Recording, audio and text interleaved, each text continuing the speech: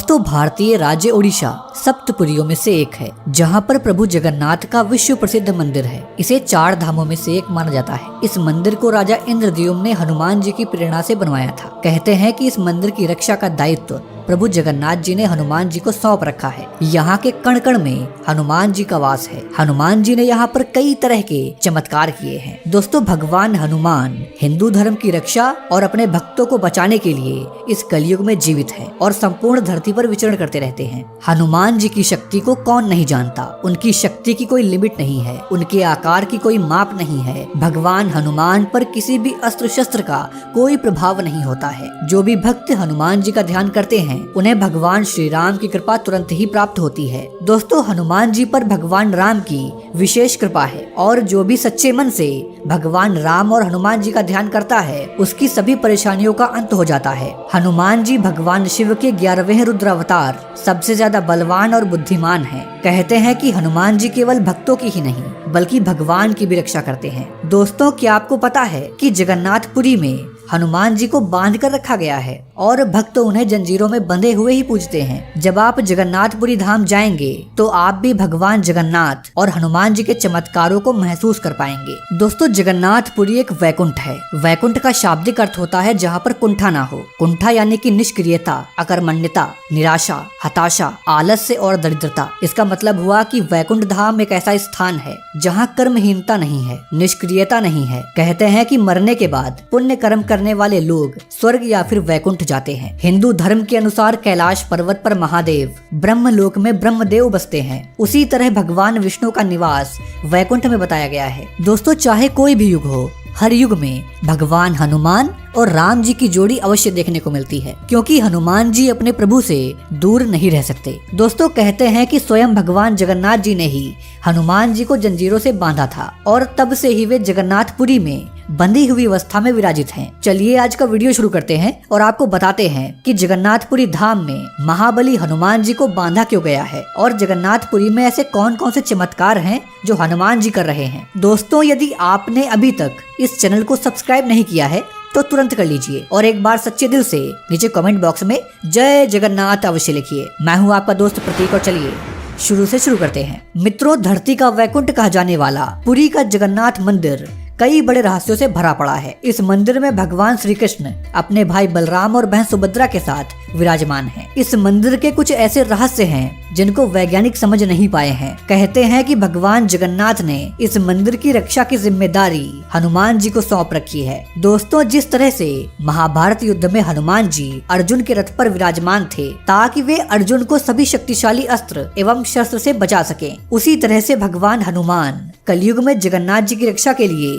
विराजमान है। जगन्नाथ मंदिर के 4 द्वार हैं और हर एक द्वार पर हनुमान जी का एक मंदिर है जिसमें हनुमान जी अलग अलग रूपों में रहकर अपने भगवान जगन्नाथ की सेवा करते हैं, या फिर ये कह सकते हैं कि हनुमान जी चारों द्वारों पर रहकर मंदिर की रक्षा करते हैं। मित्रों मंदिर के पूर्वी द्वार पर हनुमान जी को फट हनुमान के रूप में पूजा जाता है। पश्चिमी द्वार पर हनुमान जी की लगभग 4 फीट ऊंची मूर्ति है और यहाँ उन्हें कान पाटा हनुमान के नाम से जाना जाता है। मंदिर के उत्तरी द्वार पर हनुमान जी के 4 हाथ हैं और चारों हाथों में वे चक्र पकड़े हुए हैं और यहाँ उन्हें अष्टभुज हनुमान के रूप में पूजा जाता है। वहीं दक्षिणी द्वार पर हनुमान जी की 7 फीट ऊंची मूर्ति है और यहाँ उन्हें 12 भाई हनुमान के रूप में पूजा जाता है। मित्रों जगन्नाथ मंदिर के दक्षिणी द्वार के पास जो हनुमान मंदिर है उसके लिए कहा जाता है कि इस मंदिर का निर्माण जगत गुरु आदि शंकराचार्य ने करवाया था। कहते हैं कि समुद्र की लहरें कभी भी मंदिर के आंगन में आ जाती थी जिससे वहाँ पर आए भक्तों को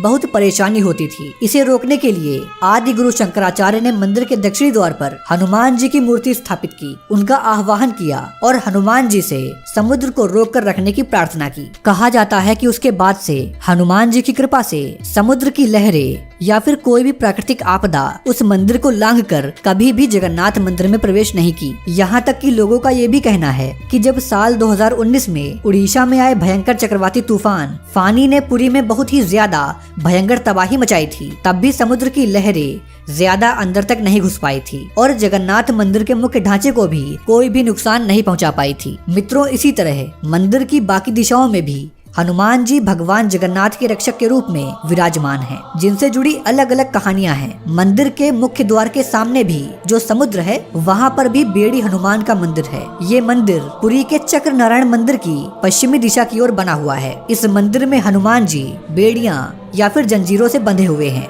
इसलिए यहाँ पर हनुमान जी को बेड़ी हनुमान कहा जाता है। पुरी के लोग इसे दरिया महावीर मंदिर भी कहते हैं। दोस्तों, भगवान जब पृथ्वी पर अवतरित होते हैं, तब देवता नर गंधर्व सभी की चाहत होती है कि ईश्वर के दर्शन हो जाएं। ऐसा ही हुआ जब भगवान जगन्नाथ जी की मूर्तियाँ पुरी में स्थापित की गयी। समुद्र के मन में भी भगवान के दर्शन की लालसा बढ़ी, इसलिए उसने कई बार मंदिर में प्रवेश किया और इससे काफी ज्यादा मंदिर में क्षतिग्रस्ती भी हुई। माना जाता है कि समुद्र की लहरों से जगन्नाथ मंदिर को 3 बार काफी ज्यादा नुकसान हुआ था। समुद्र से मंदिर की रक्षा करने के लिए ही भगवान जगन्नाथ जी ने वीर हनुमान जी को नियुक्त किया था और हनुमान जी से समुद्र की लहरों को रोक कर रखने के लिए कहा था। लेकिन जब जब हनुमान जी भी भगवान जगन्नाथ के दर्शन करने के लिए नगर में प्रवेश कर जाते थे, तब तब समुद्र भी उनके पीछे पीछे नगर में प्रवेश कर जाता था। इससे परेशान होकर भगवान जगन्नाथ ने हनुमान जी को यहाँ पर सोने की जंजीरों से बांध दिया था, ताकि हनुमान जी यहाँ से कहीं जा ना पाएं और समुद्र से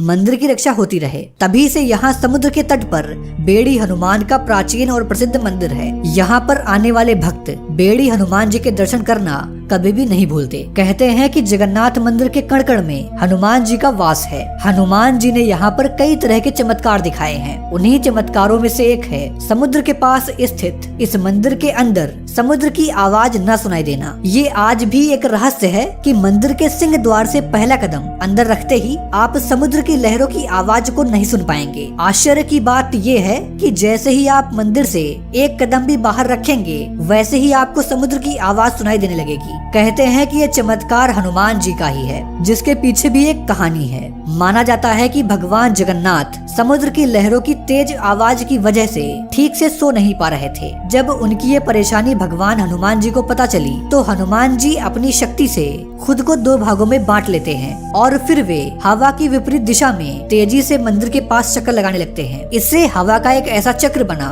कि समुद्र की आवाज मंदिर के अंदर न जाकर मंदिर के आसपास ही घूमती रहती है और मंदिर में भगवान जगन्नाथ जी आराम से सोते हैं। इस तरह हनुमान जी यहाँ कई रूपों में रहकर भगवान की सेवा में लगे हुए हैं और यही कारण है कि इस मंदिर के कुछ ऐसे रहस्य हैं जिनको आज तक वैज्ञानिक सुलझा नहीं पाए हैं। तो मित्रों, ये था आज का वीडियो। इस वीडियो के बारे में आपकी जो भी राय हो नीचे कमेंट बॉक्स में अवश्य दीजिएगा। खैर, मिलते हैं आपसे अगली वीडियो में एक नए टॉपिक के साथ। जय हिंद, जय भारत, वंदे मातरम।